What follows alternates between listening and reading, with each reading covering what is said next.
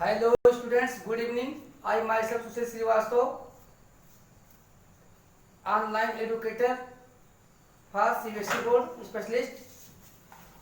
So students, in this video, this is the follower of first part of trigonometry, in which I have described about all the concepts related to trigonometry as well as how to you can make it easy. So students, मैं आप लोगों को कुछ चीज़ें important भी बताना चाहता हूँ एक बार और ये उन स्टूडेंट्स को भी समझ में आएगा जो बहुत ही पढ़ने में वीक हैं और उन बच्चों के लिए भी मैं कुछ स्पेशल टिप्स लेके आया हूँ जिनके बारे में मैं पहले चर्चा कर दे रहा हूँ और बार बार मैं उनको समझाता रहूँगा कि जो बच्चे बहुत तेज हैं जो बहुत अच्छे हैं पढ़ने में, उनके लिए हमारे पास सुपर टिप्स हैं जो बहुत ही कम समय में उन्हें कई इंपॉर्टेंट क्वेश्चंस चुटकियों में सॉल्व करने में मदद करेगी। सबसे पहले जो बच्चे हमारे वीक हैं और जो स्ट्रांग हैं वो केयरफुली हमारी बातों को सुने। हमने यहाँ पे लिखा है टुडेज मोस्ट इम्पोर्टेंट टिप्स। इस एक्सरसाइज को नहीं बल्कि पूरे ट्रिग्नोमेट्रिक सिद्धांत पर आधारित क्वेश्चन को सॉल्व करने में ये सारे हमको याद होने चाहिए। तो पाइथागोरस थ्योरम, क्योंकि हम जितना भी बातें करेंगे वो हमेशा स्टूडेंट्स किस पे बात करेंगे, हम हमेशा बात करेंगे राइट एंगल ट्रायंगल पे। तो यहाँ पे हम किन किन सिचुएशन को देखेंगे। यहाँ पे एक अगर राइट एंगल ट्रायंगल तो एक एंगल हमेशा 90 का होगा। तो हम पाइथागोरस थ्योरम अच्छी क्लास याद रखेंगे क्योंकि हम जो हमारे सामने आने वाला है उसमें कुछ क्वेश्चन ऐसे होंगे जिनमें दो साइड दिए होंगे, तीसरा अननोन होगा।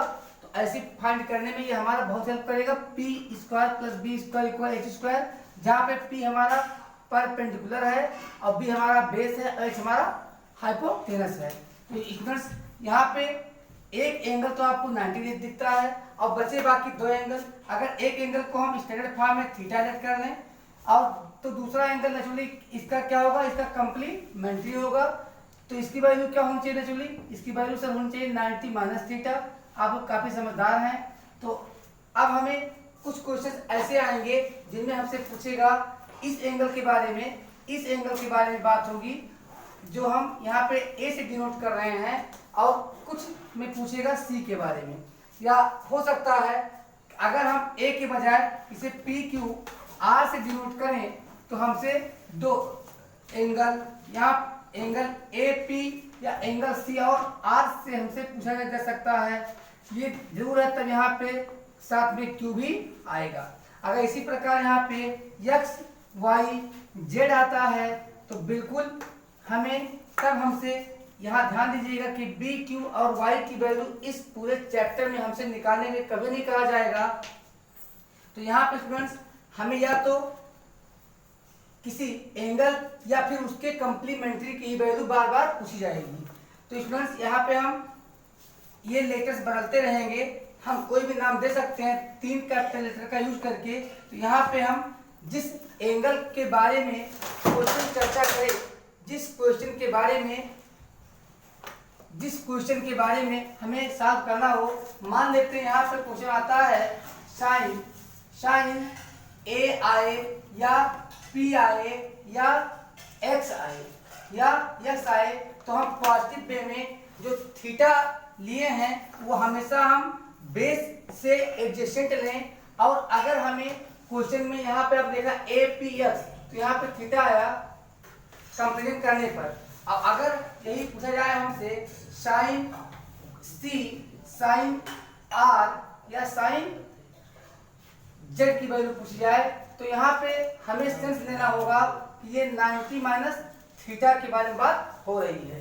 तो ऐसे में स्टूडेंट्स हमें जिस एंगल हमें वर्चुअल और रियल पता है, हमें इस फिगर में एक ही ऐसा साइड है जो कभी आपस में रिलेशन नहीं बदलता, अर्थात वो है हमारा हाइपोटेनस। क्योंकि ये लॉन्गेस्ट साइड है जो 90 का अपोजिट है, ये हाइपोटेनस जिसे हम x से रिप्रेजेंट करते हैं। तो h की वैल्यू तो हर क्वेश्चन में फिक्स रहेगी। लेकिन स्टूडेंट जब हम यहाँ थीटा के बारे में बात करेंगे तो यहाँ पर परपेंडिकुलर क्या हो जाएगा आपका, यहाँ पे अच्छी तरह समझ लीजिए। थीटा के बारे में बात करेंगे तो इसके सामने वाला क्या होगा, BC।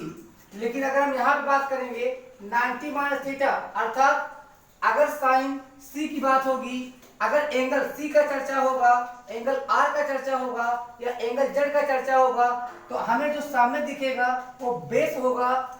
लेकिन उस क्वेश्चन के लिए, इस एंगल के लिए वही परपेंडिकुलर होगा। ऐसे तो हम परपेंडिकुलर को P कहेंगे जरूर, लेकिन इसे हम वर्चुअल, अपनी भाषा में आसानी के लिए इसे हम वर्चुअल परपेंडिकुलर मानेंगे, जिससे हम तो यहाँ पे हम पाएंगे कि जो हमारा प्रीवियस बेस था, इसमें आप जानते हो बेस होता है आधार, अर्थात जिस पर कोई वस्तु टिका हो। तो यहाँ पे ए बी पड़ी हुई देखा है, यही बेस है। लेकिन जब एंगल बदल गया तो हम या तो ये फिगर को रोटेट कर दें, अगर मान लीजिए किसी क्वेश्चन में दोनों पूछे जाते हैं तो फिगर रोटेट करने का कोई फायदा नहीं है।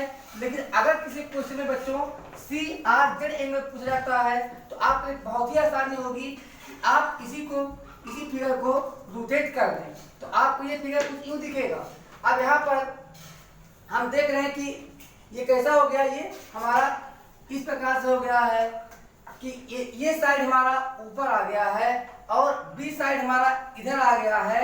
अब हमारा सी साइड यहाँ आ गया है। अगर आर से करेंगे तो आर भी आ चुका है, जेड से करेंगे जेड आ चुका है, और ऊपर यहाँ पे ए पी और हमने यक्स लिया था। लेकिन हम चर्चा कभी नहीं करेंगे किसके बारे में, ना तो हम बी के बारे में चर्चा करेंगे क्योंकि 90 डिग्री का एंगल है, और ना ही हम क्यू के बारे में चर्चा करेंगे, और ना ही हम कभी वाई के बारे में चर्चा करेंगे। यहाँ पे हमें अब हम ये हमारे लिए आसान हो गया, लेकिन तब भी हम देखेंगे कि यहाँ पे जो वैल्यू P की, जो जिसे हम बेस वास्तव में होता है, इसकी वैल्यू क्या होगी, AB होगी। और हाइपोटेनस आपका फिक्स है जो हमेशा इस फिगर के अनुसार AC है, चाहे वो इस एंगल के बारे में बात कीजिए चाहे इस एंगल के बारे में बात कीजिए। अगर वो PQR है तो वो हमेशा क्या रहेगा, हाइपोटेनस P और R है, चाहे जिस एंगल के बारे में बात किया जाए, चाहे जो हमारे हॉरिजॉन्टल लाइन पे बना रहा है उसके लिए बात किया जाए या जो वर्टिकल हेड पे बना रहा है उसके बारे में बात किया जाए, यानी हाइपोटेनस नेवर चेंजेस। तो ये हमें हाइपोटेनस कभी कंफ्यूज नहीं करेंगे, तो हमें ये बहुत ही ध्यान रखना है, बारीकी से ध्यान रखना है कि इस चैप्टर को सॉल्व करते समय अगर इस एंगल के बारे में बात हो रही है तो परपेंडिकुलर जो बेस रहेगा वो परपेंडिकुलर बन जाएगा और जो परपेंडिकुलर रहेगा वो बेस बन जाएगा। बस इसी बातों को ध्यान में रखते हुए यहाँ पर हमने इसको भी इंपॉर्टेंट लॉ में रखा है, choosing angle to differentiate perpendicular and base. तो सबसे पहले आप उन एंगल के बारे में ध्यान दीजिएगा फिगर बनाने के बाद कि जिस एंगल के बारे में बात हो रही है उसके सामने देखिएगा तो आपको परपेंडिकुलर दिखेगा, और जिस साइड से वो एंगल चिपका होगा, बना होगा, वो साइड को हम उसका बेस कहेंगे। इसीलिए हमने पहले लिखा है परपेंडिकुलर, बाद में लिखा है बेस। इस बात को ध्यान रखिएगा। दूसरा, हम कुछ और इंपॉर्टेंट टिप्स आपको देना चाहते हैं कि अगर हमें नेम ऑफ रेशियो याद हो, अगर हम यहाँ पे लिखा है WRDA with respect to describing angle, जिस एंगल की बात हो रही हो उस एंगल के बेस पर हम P और B का निर्णय कर लें, ये पहचान लें कि कौन सा परपेंडिकुलर होगा इस एंगल के लिए या इस एंगल के लिए, या हो सकता है अगर दोनों दिया हो तो आप जानते हो कि जब आप A के बारे में बात करोगे तो जो नेचुरल परपेंडिकुलर होता है यानी जो वर्टिकल लाइन होगी वही आपकी हमेशा परपेंडिकुलर होगी। लेकिन अगर आप टॉप वाले एंगल के बारे में बात करोगे तो जो बेस होगा वह परपेंडिकुलर के रूप में आएगा। तो यहाँ पे सबसे पहले आप क्या देखेंगे, जिस एंगल के बारे में बात हो वह एंगल देखिए और उसके रेस्पेक्ट में अपना परपेंडिकुलर और बेस चुन लीजिए, हाइपोटेनस कभी नहीं बदलने वाला। तो ये आपके बहुत इंपॉर्टेंट है। अगर आप देख रहे हैं कि एंगल को पहचानिए, उसके बाद क्या लिखेंगे, उसका रेस्पेक्टिव परपेंडिकुलर अपॉन हाइपोटेनस, आपको क्या मिलने वाला है, साइन थीटा की वैल्यू मिलने वाली है। इसी प्रकार अगर आपने पहचाना बेस और हाइपोटेनस को, तो हाइपोटेनस को पहचानना है, बिल्कुल नहीं पहचानना, हाइपोटेनस तो फिक्स है जो कभी नहीं बदलेगा।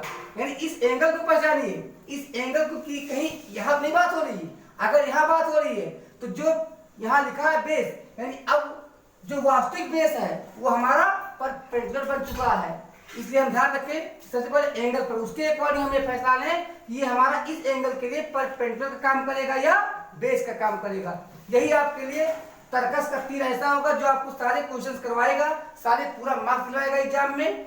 ये चीजें आपको ध्यान रखनी है। आगे हम बात कर रहे हैं पाइथागोरियन ट्रिपलेट मैजिक, जिसको हमने पीटीएम पेरेंट टीचर मीटिंग काफी आपको याद होगा, because all of you studying in CBSE college, इस टर्म से आपको काफी अच्छा। यहाँ पे विद रेस्पेक्ट टू, यानी विद रेस्पेक्ट टू की तुलना में या के सापेक्ष होता है, तो किसके सापेक्ष, एंगल के सापेक्ष रेशियो का नाम देना, तभी हम दे पाएंगे जब पहले एंगल को पहचान लेंगे।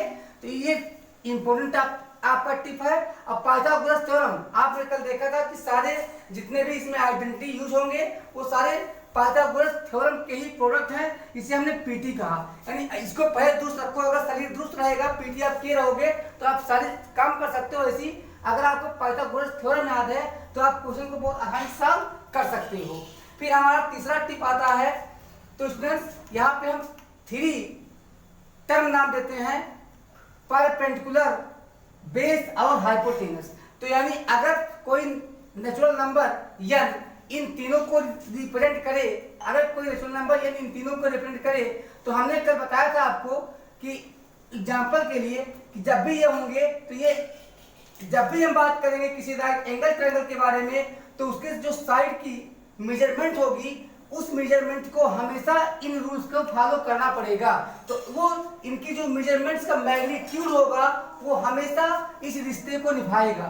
तो अच्छी तरह आप समझ लीजिए कि सपोज करते हैं, कई सारे में एग्जांपल दिया था कि अगर हम एक को मान लेते हैं ये 5 है, तो अगर हम कंस्ट्रक्शन करें कि किसी 4 सेंटीमीटर या 4 यूनिट के बेस पर 3 यूनिट का हाइट आप परपेंडिकुलर लगा करके, तो हम जब इसको मिलाएंगे तो नापने पर इसका मैग्नीट्यूड मेजरमेंट करने पे 5 मिलेगा।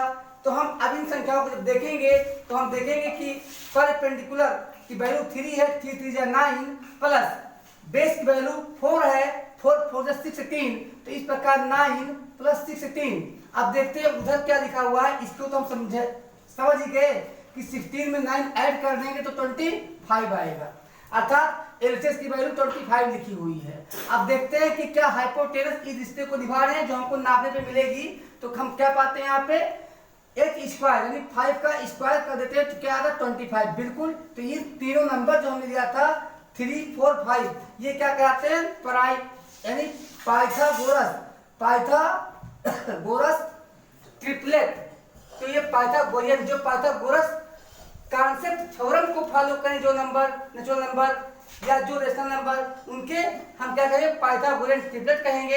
लेकिन यहाँ पे हम आपको जो टिप दे रहे हैं निकालने का, वो हमारा किसके लिए होगा, n के लिए होगा। और जब n r होगा तो इसको हमने पिछले वीडियो में बताया है डिस्क्रिप्शन में कि इसको अगर आपको समझ में आता है तो कई, जैसे अभी मैं समझाता हूँ, अगर कि ये हमें क्लास में पढ़ाया गया था कि कुछ पाइथागोरियन ट्रिपलेट बनाइए जिसमें 5 और लिया गया था 12 13 लिया गया था, फिर हमें लिया गया था 7 24 और 25 का एग्जाम्पल दिया गया था, जिसमें हमने कई फार्मूले का अध्ययन किया था क्लास 8 में। अब उसी बेस पर हम आगे अगर निकालना सीख लें तो जो ये हमें दिखेंगे, कुछ ऐसे पेयर हैं, कुछ ऐसे ट्रिपलेट हैं, ट्रिपलेट पेयर कहते हैं, 2 को यहाँ 3 है, कुछ और भी 3 है, 4 है, 5 है या 6 है, 8 है, 10 है।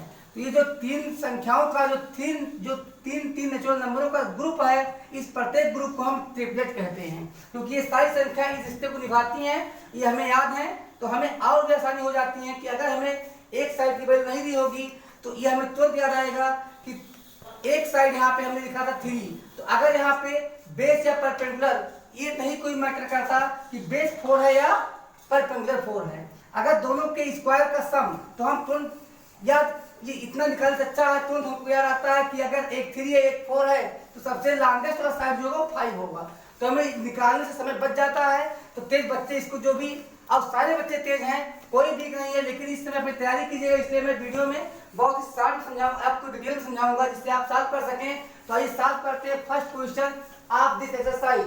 तो फर्स्ट क्वेश्चन में क्या कह रहा है, हमें निकालना है साइन ए और कॉस ए। फर्स्ट और सेकंड पार्ट में, सेकंड पार्ट यानी इस क्वेश्चन के 2 पार्ट दिए गए हैं, जिनमें कह रहा है डिटरमाइन, ज्ञात कीजिए, निकालिए sign A comma cos A. Students यहाँ पे जो कामा वर्ड आएगा या डॉट वर्ड आएगा उससे भी हमें समझना होगा। ये क्वेश्चन नंबर फर्स्ट में हमसे डिटरमाइन करने के लिए कहा गया है। क्वेश्चन नंबर 1 में डिटरमाइन यानी हमें ज्ञात करना है। क्या ज्ञात करना है? फर्स्ट पार्ट में हमें साइन ये और सेकंड में ज्ञात यानी जो इसमें दो क्वेश्चन पर यहाँ कामा लगा है यहाँ पे हमें फाइंड करना है कॉस बी। सेकंड पार्ट में हम देख रहे हैं यहाँ पर कि हमें निकालना है साइन सी एंड कॉस सी। यहाँ पे जो भी हम चर्चा किए थे वो स्थिति आपके सामने आ गई, तुरंत आ गई है, तुरंत आप एक राइट, क्योंकि जितना अच्छे से आपको सीखना है आप फिगर हमेशा बनाइए, क्योंकि इस ट्राइगोनोमेट्री की जान फिगर होती है। तो ये लेते हैं और यहाँ पे साथ में ये भी लिखा है कि राइट एंगल, इतनी इंफॉर्मेशन दिया हुआ है, राइट एंगल एट बी। तो यहाँ पे बी इक्वल 90 डिग्री। तो हम बी को कहाँ रख लें? यहाँ रख लें। अब हम चाहें तो ये को यहाँ रख लें, चाहे ये को यहाँ रख लें। बताए अगर यहाँ रखेंगे ये तो यहाँ सी रखेंगे, यहाँ सी रखेंगे, यहाँ ये रखेंगे। लेकिन ऐसा हमने तब बताया था कि जब हमें केवल किसी एक ही एंगल के बारे में बात करनी होती तो हम अगर यहाँ पे एक ये हमको नहीं दिखाई देता, केवल सी दिखाई देता पूरा, तो हम सी को यहाँ रखते, ये को यहाँ रखते। या इसी प्रकार अगर केवल ये दिखाई देता तो हमारा सही था। लेकिन अब हमें दोनों एंगल के बारे में बात हो रही है, यानी राइट एंगल छोड़ के दोनों एंगल के बारे में बात हो रही है। तो यानी आपस में यहाँ पे इंटरचेंजिंग होगा, किसका होगा? परपेंडिकुलर और बेस का होगा। अब जो हम लेटर पहले लिखेंगे वो उसके वास्तविक होने का लिखेंगे कि ये अगर थीटा से कंपेयर करें इसके सामने होगा, ये परपेंडिकुलर होगा। लेकिन जब हम कंपेरिजन करेंगे किससे बच्चों? 90 माइनस थीटा से, इस एंगल से करें कंपेयर, तो ये हमारा ये जो वास्तविक हमारा बेस है ये तो हमारा परपेंडिकुलर दिखेगा। लेकिन जो नहीं चेंज होगा वो कौन है? हाइपोटेनस। ये फिक्स है, ये चाहे इस एंगल के बारे में बात हो, चाहे इस एंगल के बारे में बात हो, या किसी भी एंगल के साइड के बारे में बात हो, हाइपोटेनस कांस्टेंट रहता है, ये नहीं बदलने वाला। तो अपने क्वेश्चन के अनुसार हमें क्या दिखाई दे रहा है कि इसकी वैल्यू हमें 7 दिया गया है और इसकी वैल्यू हमें 7 सेंटीमीटर दिख रहा है हमें। यानी बीसी की वैल्यू जो पहले हम देखते हैं एबी की वैल्यू दिया है 24 और 24 सेंटीमीटर क्वेश्चन में, और 7 सेंटीमीटर दिया है बीसी की वैल्यू। तो ए बी इक्वल टू क्या हो जाता है यहाँ पे? 24 सेंटीमीटर और बीसी, तो बीसी इक्वल टू क्या हो जाएगा? बीसी इक्वल टू दिया है 7 सेंटीमीटर। अब हम देखते हैं कि रिक्वायरमेंट किसकी है। यहाँ पे रिक्वायरमेंट है साइन की। तो हमें रेशियो का नाम लगता है कि बिल्कुल रेस्पेक्ट टू एंगल आप याद कीजिएगा। तो ये पॉजिटिव है, यानी इसमें वर्चुअल नहीं हो, जो रियल में वही आपको देखना है। तो ये हम देखते हैं साइन की क्या होता है? P by H. ये के रेस्पेक्ट में पी क्या है हमारा? बीसी है। तो हम पहले लिख देंगे यहाँ पे हम लिख लेंगे फर्स्ट साल, यहाँ ऑप्शन डालेंगे, लिखेंगे साइन ए इक्वल क्या लिखेंगे हम? पी बाई एच, यानी परपेंडिकुलर अपॉन हाइपोटेनस। तो इसमें ए की फिक्स है, किसकी वैल्यू फिक्स है? हाइपोटेनस की। तुरंत लिखिए क्या होगा? एसी होगा। क्या होगा? एसी होगा। और यहाँ पे देखते हैं परपेंडिकुलर की वैल्यू क्या है? तो परपेंडिकुलर हमारी इस एंगल के सामने, ये तो नेचुरल है कि अगर ये आपका हॉरिजॉन्टल लाइन पे है तो जो नेचुरल होता है परपेंडिकुलर वही होगा, यानी होगा हमारा बीसी। क्या होगा हमारा? बीसी होगा। तो स्टूडेंट्स अब हम अगर वैल्यू रखते हैं वैल्यू, तो हम क्या पाते हैं कि बीसी की वैल्यू दिया हुआ है 7 और यहाँ जो हमारा एसी आता है, तो हम देखते हैं कि हमको जो किसकी पड़ गई है? पाइथागोरस थ्योरम की यूज की जरूरत पड़ गई है। तो हम यहाँ पे छोटा सा एक बॉक्स बनाएंगे और बहुत ही इजीली सॉल्व करेंगे बिना अपना पैटर्न क्लास किए, बहुत ही एकदम कंसंट्रेट होकर के, एकाग्र होकर के हम सॉल्व करेंगे। हम देख रहे हैं क्या लिखा है? P square plus B square equal to H square. अब ये इतनी बार कीजिए प्रैक्टिस कि आपके समझ में अच्छी तरीके से आ जाए। तो इसमें जो वास्तविक परपेंडिकुलर हो, यानी जो खड़ी लाइन हो, उसी को परपेंडिकुलर मान के वैल्यू रखिए। तो 7 स्क्वायर प्लस हम देख रहे हैं कितना बेस 24, यहाँ पे एच स्क्वायर ही नजर आता है क्योंकि एच की वैल्यू अननोन है, एच की वैल्यू अननोन है, ये दिया नहीं है। तो हम जानते हैं 7 7 जा 49। इसी प्रकार अगर आप 24 को 24 से मल्टीप्लाई करेंगे तो आएगा 576 is equal to H square. तो हम आपको कुछ शॉर्टकट और भी बताए थे कि किस प्रकार से अगर एक्सपोनेंट ट्रांसफर होता है एक तरफ से दूसरी तरफ तो उसका वो रूट ऑर्डर बन जाता है। तो अगर हम इधर से अब हम देख रहे हैं कि वास्तव में क्या लिखा है, तो ये लिखा 600 तो 6 और 9 अगर हम ऐड करेंगे 49 और 576 तो ऐड करने पे 625 आएगा। तो ये आ चुका है, लेकिन अभी भी ये यहाँ पे जो पावर दिख रहा है, जो एक्सपोनेंट दिख रहा है वो 2 है, और जबकि यहाँ पे 1 होना चाहिए।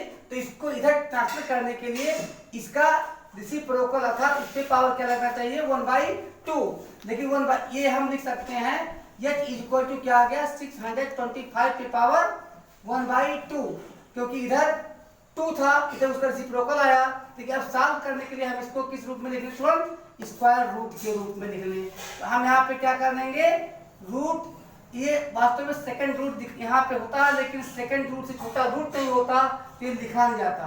तो यहाँ पे क्या आ जाएगा 625। तो इसमें कितना आ रहा है यहाँ पे h की वैल्यू, तो h बराबर क्या हमें मिल गया 25।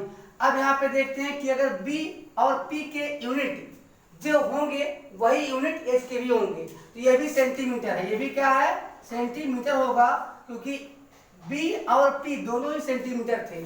तो सबसे पहले हमें जो और ध्यान रखना है, जो बहुत केयरफुल रहना है कि इन p b और h के यूनिट को सेम कर लीजिए। p b और h की यूनिट सेम कर लीजिए, तो इस यूनिट की बाद में चर्चा कीजिएगा जब क्वेश्चन आप सॉल्व कर लीजिएगा। और काफी क्वेश्चन ऐसे होंगे जिनमें unit centimetre, millimetre, metre, kilometre की जरूरत ही नहीं पड़ेगी। तो अब जब सारे यूनिट सेम हो गए, तो जब आप यहाँ पे लिखिएगा तो यूनिट जैसे हमने 7 लिखा, तो अब मैं सेंटीमीटर लिखने वाला नहीं हूँ, क्योंकि इसकी वैल्यू हम इसके टर्म में निकाल लिए, इसकी भी क्या बन गई 25 सेंटीमीटर। तो हम क्या छोड़ेंगे यहाँ पे, हम मैग्नीट्यूड तो लिखेंगे 7, लेकिन उसका यूनिट नहीं लिखेंगे, क्योंकि सारे यूनिट सेम है, तो यूनिट का चर्चा नहीं करेंगे। अब अगर क्वेश्चन में कहीं पूछेगा यूनिट, तो बाद में जानते ही सबका सेम सेंटीमीटर लाओ, कितने सेंटीमीटर, हमें आसानी देगा ये। तो साइन ए की वैल्यू क्या है BC 7, और अब हम AC की वैल्यू कैसे निकाल लिए पाइथागोरस थ्योरम से, क्योंकि ये क्या था AC था। तो यहाँ पे फर्स्ट क्या लिख देंगे अब हम 25। तो स्टूडेंट्स अब ये रेशियो की वैल्यू है, अब यहाँ पे आप यूनिट का प्रयोग नहीं कर सकते, अगर करते तो क्या होता, नीचे ऊपर कैंसिलेशन लॉ से कैंसिल हो जाता। अब दूसरा क्या है हमारा कॉस, ये हमारे और क्या करना है कॉस ये। तो देखिए सबसे पहले हम उस रेशियो का नाम किस साइड के रेशियो को कहते हैं कॉस ये, तो या थीटा, तो हम जानते हैं कि बेस अपान हाइपोटेनस को कहते हैं, बेस अपान हाइपोटेनस को कहते हैं। तो यहाँ पे हम तुरंत देखते हैं कि जिस एंगल की बात हो रही है वह एंगल हॉरिजॉन्टल लाइन पर है या फिर कहीं वर्टिकल पे है। क्योंकि अगर हॉरिजॉन्टल पे है तो सब कुछ नेचुरल होगा, यानी खड़ी लाइन परपेंडिकुलर होगा और पड़ी लाइन बेस होगा। लेकिन अगर कहीं ये एंगल ऊपर लटक रहा है यानी वर्टिकल के ऊपर है, तो तुरंत उल्टा हो जाएगा, यानी जो बेस होगा उसी को आपको परपेंडिकुलर मानना होगा, और जो आपका वास्तविक परपेंडिकुलर होगा वो आपका क्या बन जाएगा बेस बन जाएगा, क्योंकि तब ये एंगल इससे लिपटा होगा, और जिससे लिपटा होगा वो हमेशा बेस होगा, और जो उसके सामने खटकेगा, उसके सामने आएगा, वो हमेशा परपेंडिकुलर होगा। इस चीज को ध्यान में रखिएगा, तो कभी क्वेश्चन आपके गलत हो ही नहीं सकते, और एक भी नंबर आपका ट्रायगोनोमेट्री में तो नहीं ही कर सकता। तो ये देखते हैं, ये अब देखते हैं, ये तो जमीन में पड़ा है साइड, हमारा हॉरिजॉन्टल साइड है, उससे लिपटा हुआ है ये, यानी ये यहाँ है, तो हम यानी जो नेचुरल परपेंडिकुलर वो होगा, तो क्या होगा हमारा यहाँ बेस जो पड़ा वही होगा, तो ये होगा हमारा AB बाई। अब ये तो आप जानते हो साहब कि बदलने वाला नहीं है, चाहे जो भी एंगल की बात हो, तो क्या आएगा यहाँ पे, हमने बताया कि यूनिट ना लिखिएगा क्योंकि सब सेम हो चुके हैं, अपान 25। ये हमारे कौन से हो गए क्वेश्चन, फर्स्ट और सेकंड हो गए हमारे। अब ये फर्स्ट हो गए, हमने कहा सेकंड हो गए, क्योंकि आप इनको निकाल सकते हो, बस क्या यहाँ पे आपको केयरफुल होना है, तो अब हम इसको निकाल दें। चलिए अब आ देते हैं, और फटाफट आप समझ लीजिए कि अब हमें क्या चेंजिंग लानी होगी केवल। अब फटाफट तो तेज करते हैं, स्पीड लाते हैं, जिससे जल्दी हो पाए, आपको समझ भी आ रहा है। हम लिखते हैं यहाँ पे साइन सी। हम देख रहे हैं कि रेशियो का नाम तो वही होगा, साइड का वही होगा, परपेंडिकुलर अपॉन हाइपोटेनस। लेकिन हम देख रहे हैं जो हमारा एंगल है वो वर्टिकल लाइन से चिपका हुआ है, अर्थात या अब जो वास्तविक परपेंडिकुलर है वो हमारा बेस बन गया। तो अब हमें क्या करना होगा, बेस को बनाना होगा परपेंडिकुलर, यानी अब परपेंडिकुलर के रोल में ए बी नजर आएगा। ए बी बाई और हाइपोटेनस के बारे में सोचना ही नहीं है, वो तो हमेशा ठीक सा है। ए सी, तो देखिए क्या आ गया, ए बी की वैल्यू 24 और ए सी की वैल्यू 25। तो भाई आ गया साहब टाइम सी की वैल्यू 24/25। इसी प्रकार अब यहाँ पे अगर निकाल लेते हैं cos सी की वैल्यू, तो cos सी, तो हम सबसे पहले बिना कुछ सोचे सबसे पहले क्या लिखेंगे cos सी। अब उसका हम रेशियो का नाम लव साइड के रेशियो में प्रकट करें, क्या आएगा, बेस भाई हाइपोटेनस। अब देखते हैं सी कहाँ पर है, कहीं उल्टा तो नहीं, यानी जमीन पे पड़े वाली लाइन के साथ ना होकर कहीं चढ़त नहीं है, तो हम देख रहे चढ़ा हुआ है। तो हम अब क्या होगा, जो बेस था वो परपेंडिकुलर और जो परपेंडिकुलर था वही हो गया बेस, क्योंकि इसी पे तो चढ़ा है ना, इसी से लिपटा हुआ है। तो ये हो जाएगा 7, ये हो जाएगा 7 और अपॉन 25 ही रहेगा। इस प्रकार हमारा सेकंड के लिए ये दोनों आंसर और फर्स्ट के लिए हमारा ये पहले आया ये बाद में आया। अब इसी प्रकार से हम सॉल्व कर लेते हैं क्वेश्चन नंबर 2। इसको मिटा लें। तो अब हम आते हैं now be come on question number 2, जिसमें बात हो रही है फिगर नंबर 8.13 जो बगल में बना हुआ है। तो वह एक राइट एंगल, हमने बताया कि हमेशा इसमें राइट एंगल ट्रायंगल की बात होगी, हमेशा राइट एंगल ट्रायंगल की ही बात होगी। तो ये कैसी बात हो रही थी, इसमें एक फिगर हमें दिख रहा है जिसका नाम है PQR। आप समझ सकते हैं कि बुक में ये इस प्रकार से है PQR। अब इसकी वैल्यू हम देखते हैं क्या दिया हुआ है, इसकी वैल्यू दिया हुआ 12 या यूनिट लगाइए, क्योंकि यह ना लगाइए कोई जरूरत नहीं। यहाँ पे 13, यहाँ पे है 13 सेंटीमीटर और हमें निकालना क्या है, tan P minus cot R। हमें क्या फाइंड करना है, tan P minus cot R। तो स्टूडेंट्स हम फाइंड कर लेते हैं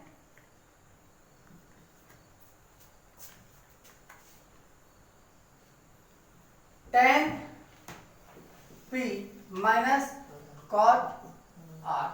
अब यहाँ पे हम देख रहे हैं कि tan के लिए हमारे पास क्या होता है, tan के लिए हमारे पास क्या होता है, tan के लिए सीधे P बाई B होता है, P by B perpendicular upon base. तो स्टूडेंट्स यहाँ पे आप P से कंफ्यूज ना होइएगा कि यहाँ पे P आ गया, क्योंकि यहाँ पे जो एंगल को डिनोट कर रहा है लेटर वही P लिखा है, तो ये एंगल P के लिए बात कर रहा है। तो हम जो पहला लेटर हो उसको पॉजिटिव मान इसे हम थीटा मान लें, तो ये क्या आता है 90 माइनस थीटा। तो अगर नेचुरल देखते तो ये हमारा क्या रहता, हमेशा परपेंडिकुलर रहता और ये हमारा क्या रहता, हमेशा बेस रहता। और ये तो सर फिक्स है हाइपोटेनस ही रहेगा। तो यहाँ पे फिर पाइथागोरस थ्योरम की जो पढ़ने वाली है, तो ये हो गया परपेंडिकुलर अपॉन बेस और काट का। तो तुरंत हम उस पर जाएं कि उस रेशियो का नाम पहचाने कि किसका रेशियो कहलाता है, काट। तो हमें नजर तुरंत आएगा कि base upon perpendicular, base upon perpendicular. देखने में लग रहा है कि शायद अभी तो एलसीएम लेना पड़ेगा, ऐसा कुछ भी नहीं होने वाला, क्योंकि यहाँ पे जब tan की बात हो रही है तो एंगल P को लेंगे। तो एंगल P को देख रहे हैं, तो ये जिसमें चिपका है तो बेस हो गया, यानी जो बेस था अब वो परपेंडिकुलर हो जाएगा। क्या हो जाएगा, परपेंडिकुलर हो जाएगा। यानी हमने बताया कि ये दोनों स्थिति आ सकती है कि ये आपस में इंटरचेंज होंगे, लेकिन जो फिक्स है वो हाइपोटेनस है। तो यहाँ पे P के लिए हमारा जो बेस है वही परपेंडिकुलर, यानी QR क्या बन गया यहाँ पे QR। और बेस देखते हैं तो जो इसमें जिस एंगल के बारे में बात हो रही है P के लिए, तो P से कौन लगा हुआ है, एंगल से PQ लगा हुआ है। तो हम क्या लिखेंगे PQ माइनस, अब यहाँ पे बेस, लेकिन किस एंगल के लिए, ये R के लिए। तो R हमारा हॉरिजॉन्टल पे है, तो जो नेचुरल परपेंडिकुलर है वो नेचुरल रहेगा और जो नेचुरल बेस है वो रहेगा, जो पड़ा हुआ वो बेस रहेगा, जो खड़ा है वो परपेंडिकुलर रहेगा। तो इसमें भी हम देख रहे हैं कि बेस क्या हो जाएगा, QR। बेस क्या है, QR अपॉन हाइपोटेनस, तो फिक्स है, लेकिन यहाँ हाइपोटेनस होनी चाहिए, यहाँ तो क्या चाहिए आपका परपेंडिकुलर चाहिए। तो यहाँ पे क्या होगा परपेंडिकुलर, पी क्यू, क्या चाहिए, पी क्यू। अब स्टूडेंट्स आप समझ सकते हो कि ये एक अच्छा क्वेश्चन था जिसमें हम कैंसिल करके जीरो लिख सकते हैं, जीरो लिख सकते हैं, लेकिन हमें बिल्कुल आना चाहिए कि अगर यहाँ पे हमें और भी कोई क्वेश्चन सॉल्व करना होता इसी क्वेश्चन में तो हम कैसे सॉल्व करते। तो हमें मान लीजिए हमसे पूछा जाता कि साइन पी या साइन आर की वैल्यू निकालने के लिए, ऐसे में स्टूडेंट्स हमें किसकी वैल्यू निकालनी पड़ती यहाँ पे परपेंडिकुलर। तो जब हम P की बात करते तब परपेंडिकुलर क्या होता है, क्यू आर, तो हमें बेस निकालना पड़ता। तो फिर जरूरत किसकी पड़ती, पाइथागोरस थ्योरम की। तो ध्यान कैसे, अब यहाँ पे क्यू आर हमारा अननोन है। सबसे पहले हमें ऐसे क्वेश्चन को फेस करने के लिए पाइथागोरस थ्योरम को अच्छी तरह से समझ लेना होगा जिससे हम अननोन साइड की लेंथ निकाल सकें। तो यहाँ पे देखिए P square plus perpendicular square plus base square equals hypotenuse square. Perpendicular की वैल्यू हम क्या रखें, तुरंत 12 रखें, तो 12 स्क्वायर आएगा, बेस की वैल्यू अननोन रहेगी, हाइपोटेनस की वैल्यू 13 स्क्वायर आएगा। अब इसकी वैल्यू 144 प्लस बी की वैल्यू हमारे क्या दिया हुआ है, अननोन है, तो ये बी रहेगा, यहाँ पे क्या आएगा 169। अब बी की वैल्यू, बी स्क्वायर की वैल्यू 169 और 144 के डिफरेंस के इक्वल होगा। जब ट्रांसलेट करेंगे तो साइन चेंज हो जाएगा, इस प्रकार बी स्क्वायर की वैल्यू 25 आएगा। और बड़ी आसानी से आप तुरंत b is equal to square root of, क्योंकि जब भी हम इसे ट्रांसफर करेंगे तो स्क्वायर रूट आएगा, तो क्या आ जाएगा 5 आ जाएगा। अब अगर ये दोनों सेंटीमीटर में दिए हुए हैं तो ये भी हमारा 5 सेंटीमीटर आ जाएगा। तो आगे हम देखते हैं कि अगर ये तो हमें याद ही होना चाहिए, अब इसके साथ में हम अगर पाइथागोरन ट्रिपलेट देखते, अगर ये हमको याद होता तो हमको कोई, जैसे हम कोई प्राइम नंबर पहचानते, यही पहचानते कि यहाँ पे 12 है और 13 है, तो ये हमें अचानक क्या आ जाते कि भाई 5, 12 और 13 का ट्रिपलेट हमने देखा है। तो इसको भी याद कीजिएगा, बहुत जल्दी आपके क्वेश्चन सॉल्व होंगे, क्योंकि अगर ये याद कर लिया आपने तो ये निकालने की कोई जरूरत नहीं है, आप सीधे आंसर दे सकते हैं। तो अब इसको मिटा दें। Now students, the third question is also displaying on my whiteboard. According to that question, it is given that the value of sin A equals 3/4 and we have to calculate the value of cos A and tan A separately. तो students यहाँ पे हमें sin A की value दिया हुआ है और हमें cos A और tan A की वैल्यू कैलकुलेट करनी है। तो हमने बताया first of all never forget to draw a clear figure of right angle triangle and always give them name with B as right angle, यानी ऐसा फिगर बनाएंगे जिसका 90 डिग्री जहाँ बनाएगा उस वर्टेक्स पे आप B रखेंगे। अब अगर या जिसके बात तो यानी ये को नीचे रखने की कोशिश कीजिएगा, ये AC, ये हमेशा क्या है हाइपोटेनस है और ये परपेंडिकुलर है और ये बेस है। तो आप इस बार कहेंगे सर आप ऑब्लिक दे करके B क्यों लिख रहे हैं, क्योंकि इसमें केवल A के बारे में बात कर रहा है, तो हम यानी इसके बारे में बात नहीं करेगा। तो आइए सॉल्व कर लेते हैं, लेकिन उसके पहले हमें देख रहे हैं कि 3/4 दिया है, तो जब किसी भी ट्रायंगल में रेशियो की वैल्यू दी हुई होगी तो रेशियो की वैल्यू इस प्रकार दिया 3u/4u, यानी इसकी रियल वैल्यू हो सकती है 6, इसकी हो सकती है आपके 8, इसकी रियल वैल्यू हो सकती है आपके 9, इसकी रियल वैल्यू हो सकती है आपके 12, इसकी रियल वैल्यू क्या हो सकती है स्टूडेंट्स, इसकी रियल वैल्यू हो सकती है 12, इसकी 16 हो सकती है।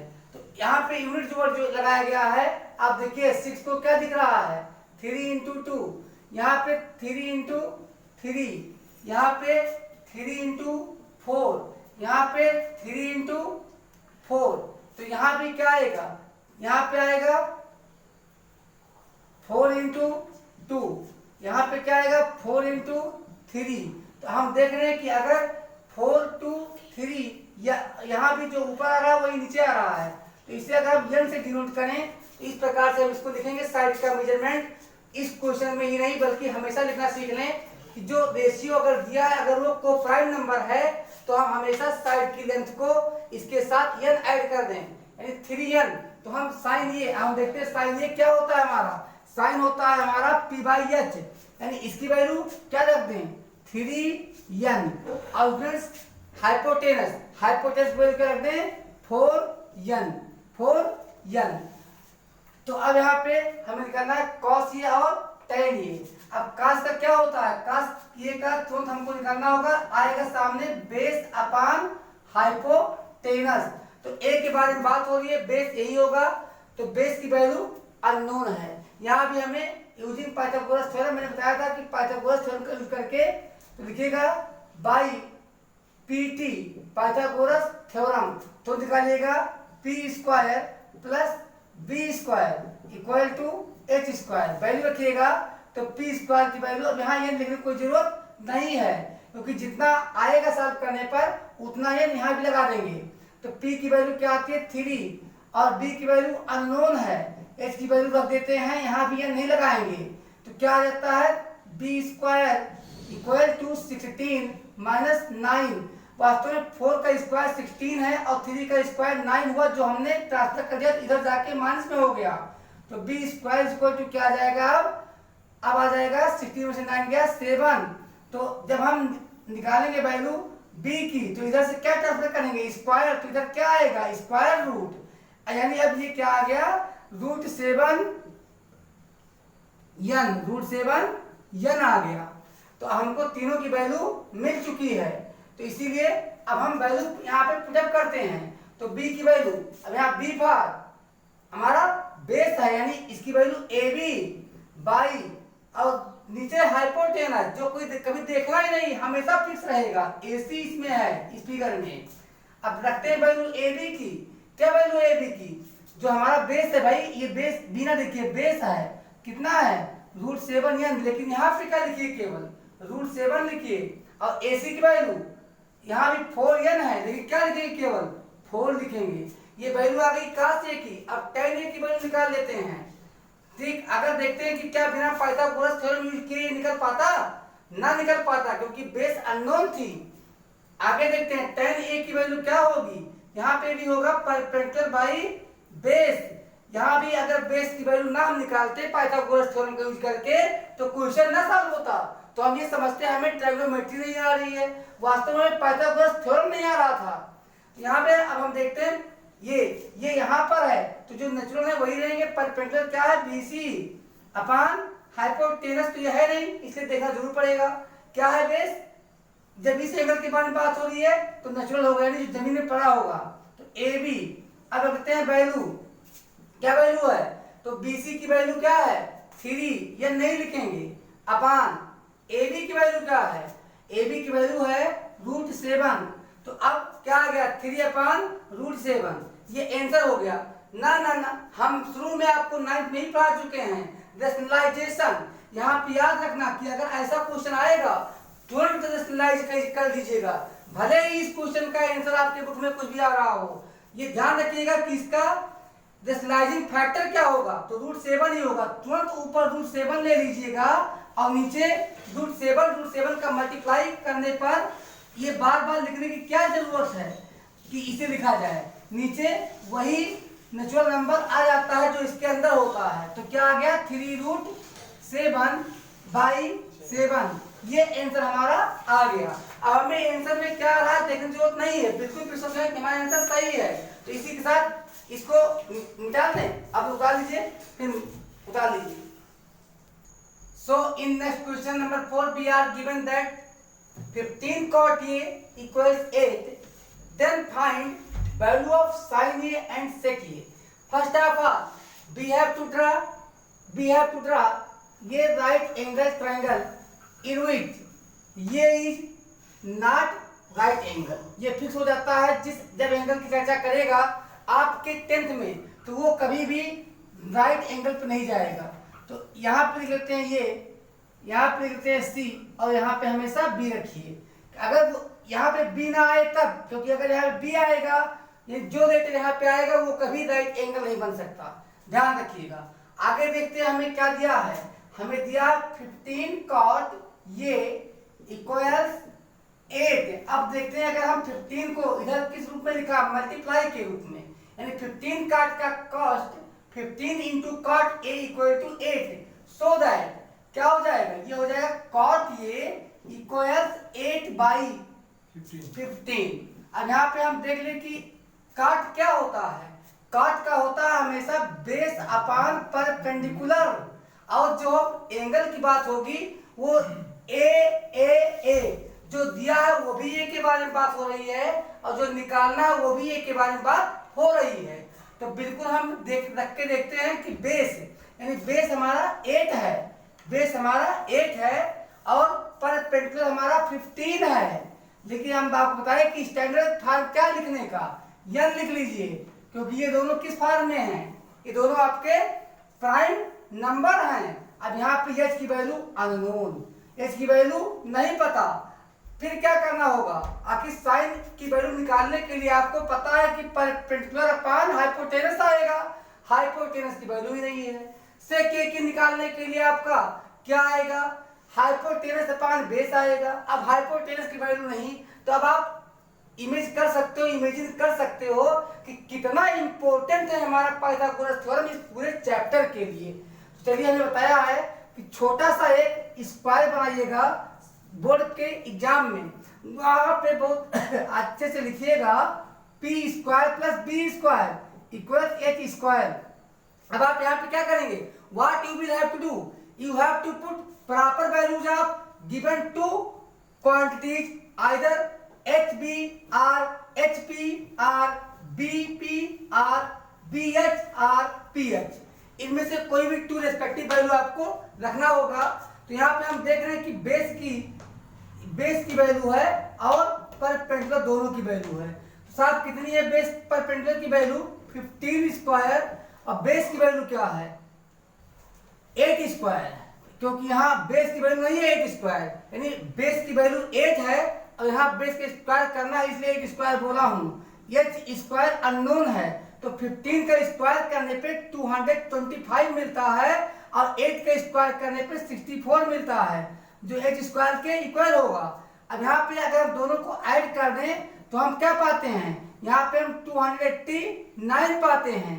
अब अगर हम h की वैल्यू निकालें तो इसका मतलब क्या हुआ कि हमने स्क्वायर को एक साइड से दूसरे साइड ट्रांसफर किया, तो यहाँ पे क्या आ जाएगा बच्चों 289 का स्क्वायर रूट या square root of 289 equal H R. अब हम देख लेते हैं कि इसका स्क्वायर रूट तो हमें याद ही कुछ, तो हमें याद भी होगा, अगर नहीं याद है तो भी कोई टेंशन नहीं, मैं अपने पढ़ाते पढ़ाते ये चैप्टर खत्म होने तक कई का याद करवा दूंगा। तो इसका 17 होता है, समझ में आ गया है, कितना होता है 17।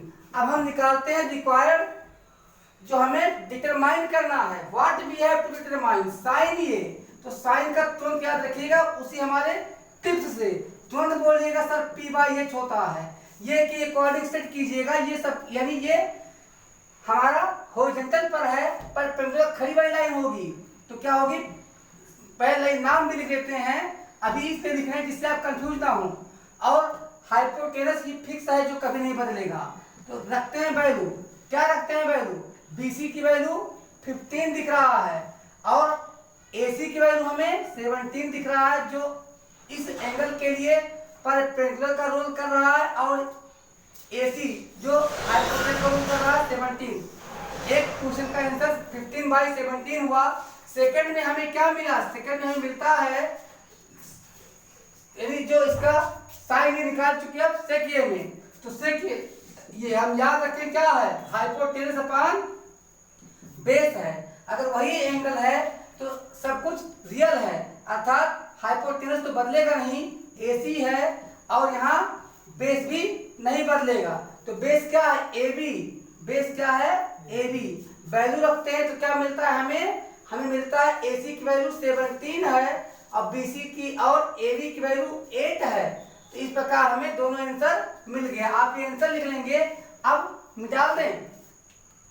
Now refer to question number 5, according to which given sec theta is equal to 13/12 and we have to calculate all other trigonometric ratios, यानी एक दिया है और बाकी हमें 5 निकालना है, क्योंकि टोटल कितने हमने बताया था, टोटल 6 ही होता है।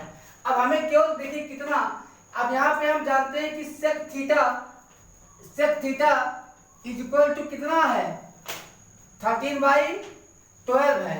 तो अब यहाँ पे हम थीटा यहाँ पे रख लेते हैं। अब यहाँ पे वैल्यू रखते हैं, कोई भी नाम दे देते हैं, चलिए ए बी सी ही नाम दे देते हैं। यहाँ पे 90 डिग्री।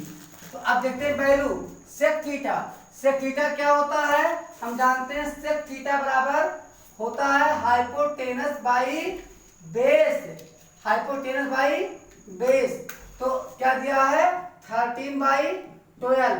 अब स्टैंडर्ड नेम लिखने के लिए हमें हाइपोटेनस की जगह पे क्या लिखना चाहिए, 13n, और बेस की जगह पे 12n।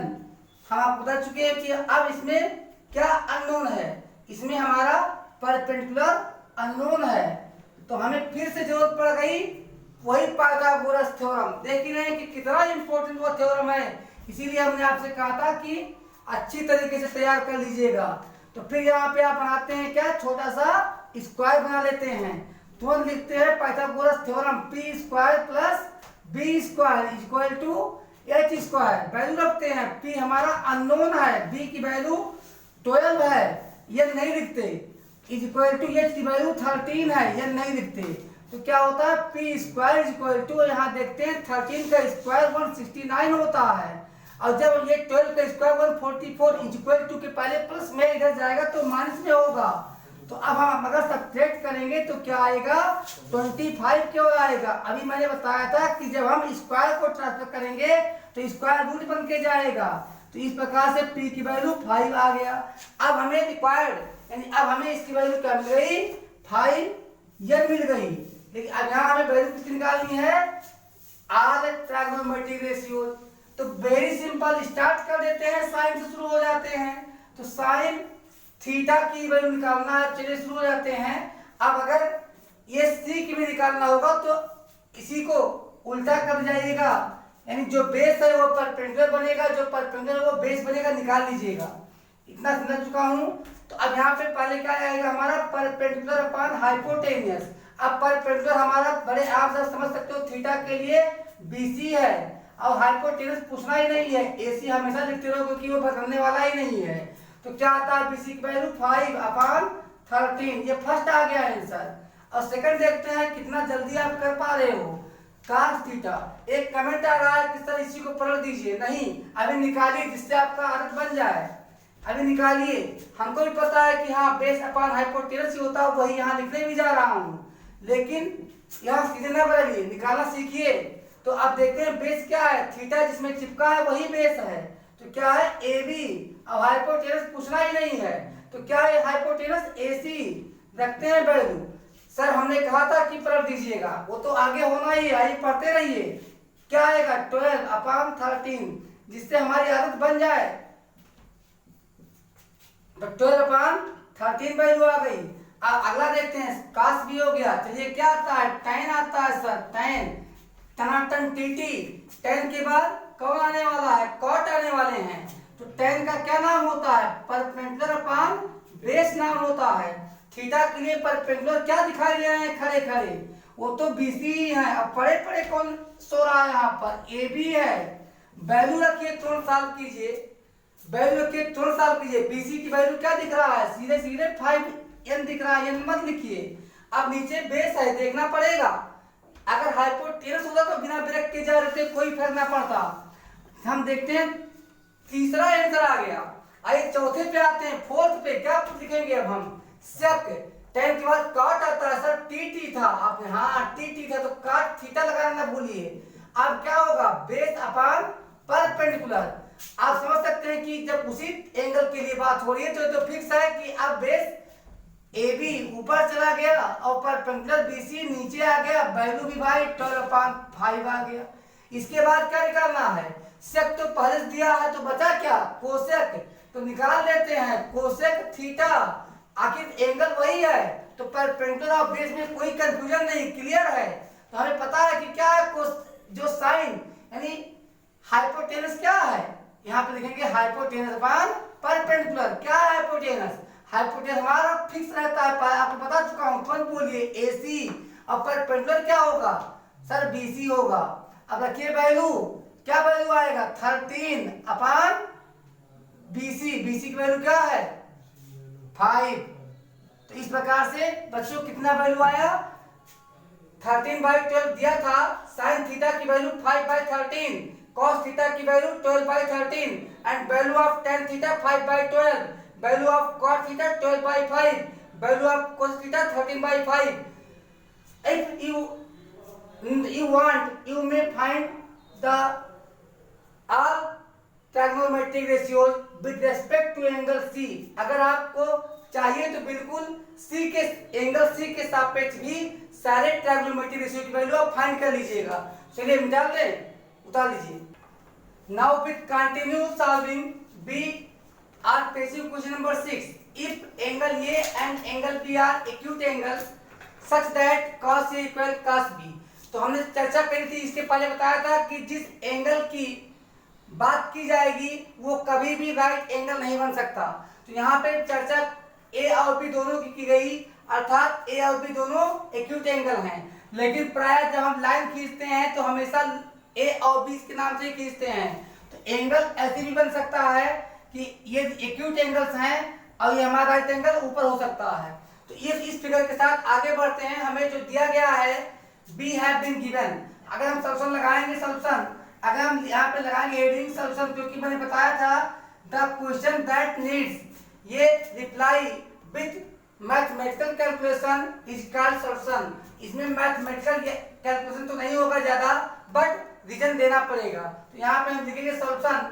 हम फर्स्ट देख रहे हैं कि हमें cos A equal cos B ये हमें गिवन है। हम देखते हैं cos किस रेशियो, किन साइडों के रेशियो नाम है। तो हमें मिलता है base upon hypotenuse equal to base upon hypotenuse. यहाँ पे हम देख रहे हैं कि इसको हम cos A और cos B के लिए, तो हाइपोटेनस तो फिक्स होता है, आप जानते हो हाइपोटेनस फिक्स होता है। यहाँ पे हाइपोटेनस क्या है आपको दिख रहा है राइट एंगल के सामने, ये 90 डिग्री वाला एंगल हमेशा राइट एंगल कहलाएगा। और सामने क्या है AB, क्या है AB। तो अब हम देखते हैं यहाँ भी, और ऊपर बेस, यानी बेस हमें A के लिए, तो जब हम A के लिए बात करते हैं तो जिसके साथ ये सटा हुआ है, तो यहाँ नीचे इस बार नहीं है क्योंकि ये तो हाइपोटेनस है, तो ये वाली साइड सटी है अर्थात AC। तो इस बार क्या हो गया है AC। और यहाँ पे सामने देखिए हाइपोटेनस तो वही होगा, AB फिक्स है, लेकिन बेस अब किस एंगल के लिए B के लिए, तो B के लिए ये सामने आ गई यानी ये परपेंडिकुलर हो गई इसके लिए, तो वैल्यू क्या हो जाएगी BC, क्या हो जाएगी BC। स्टूडेंट्स अब क्लियर है कि यहाँ पे हमें कोई वैल्यू निकालने की कोई जरूरत नहीं है। अगर हम कंपेयर करें तो इसे हम लिख सकते हैं 1/AB इंटू AC इक्वल, यहाँ लिख सकते हैं 1/AB multiply by AC, sorry BC।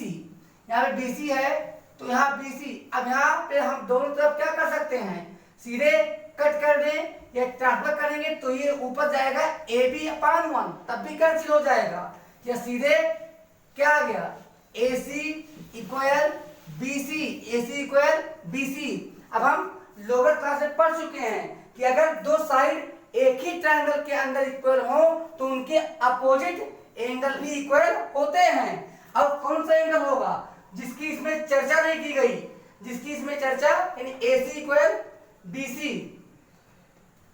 AC equal BC। तो ये है हमारा कि AC इक्वल BC। अब देखिए AC के सामने कौन सा एंगल है, एंगल B है, और BC के सामने एंगल ये है। तो इसमें जो अक्षर नहीं है, इसमें कौन सा लेकर नहीं है, इसमें B नहीं है।